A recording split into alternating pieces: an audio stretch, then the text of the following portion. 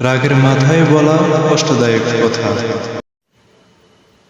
আমি তোমাকে ভালোবাসিনি কখনো, একটি বাক্য পুরো হৃদয়কে ভেঙে দিতে পারে। 2. অন্যের সঙ্গে তুলনা করা। ওর বউ কত বুঝদার, এভাবে বললে সম্পর্ক ছোট হয়, ভালোবাসা নয়। 3. গোপন কথা ফাঁস করা।